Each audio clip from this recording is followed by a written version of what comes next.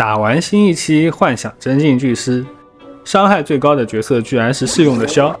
然后我发现第一幕大部分的玩家都会组这样一个队伍，就是枭法纳巴。那这期在优化之后呢，选人就可以选2位了，在队伍的成型速度上加快了不少。可能也是这期的元素都比较强势，感觉一路下来难度比第一期还小。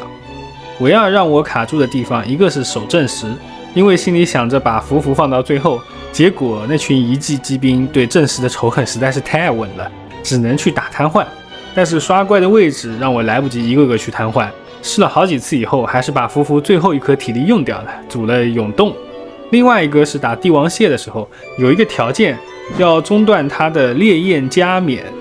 好家伙，我试了好几把都没有完成，然后我心想，这个烈焰加冕到底是哪一招呀？所以我就去搜了一下资料，才发现哦，原来是这一招呀！那不是闹吗？你说说看，原模的介绍，官方自己就没有做过。我做原模攻略的时候，那招式名字都是我自己瞎取的，谁能知道这一招叫做烈焰加冕？我以为这招叫谢谢红温了呢。所以我建议，既然设计了这种和原模招式有关的达成条件，那是不是应该把原模的招式名称通过游戏或者官方的渠道来介绍一下？不然的话，就真的让人很懵逼嘛。那么2期体验下来，相信玩家都有了自己的策略。我觉得这个新模式主要的操作点还是在战斗之外的运营上。战斗里面其实没啥可说的，只要拉出一个像样的队伍，肯定就过了。所以重点就是怎么去组一个不抽象的队伍。那么从根源上解决问题，我觉得就是选人的时候后台副 C 多选一些。这个思路真的很贴我的游戏理解，因为我一直说抽卡的时候后台优于前台，后台能组更多的队伍，体验更多的乐趣嘛。只不过好像一直以来认同的玩家比较少。然后就是接力体系的 C， 总能在队伍的输出轴里找到自己的位置，组队也是不怎么挑的。那总的来说，这个模式的乐趣它其实非常依赖于关卡策划的设计能力，怎么给 buff， 怎么安排战斗的场景。就目前来说，因为才开始，玩家角色可能还不齐，接力的体系也还需要发展，角色的数量和类型都不够丰富，所以我觉得很长一段时期都是白给的阶段。那么有些玩家肯定玩起来也会觉得不够有趣，我觉得这是一个长期的问题吧。然后是今天刷到一些拿新模式和老深渊去对比的内容啊，这不禁让我想到一个老生常谈的话题，就是如果深渊没有原始奖励，你会去玩吗？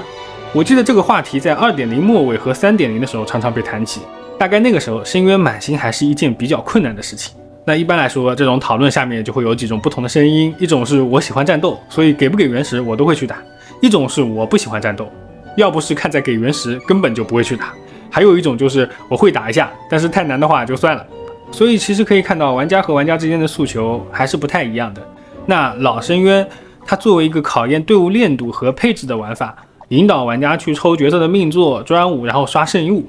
那这套设计难道它是有趣的吗？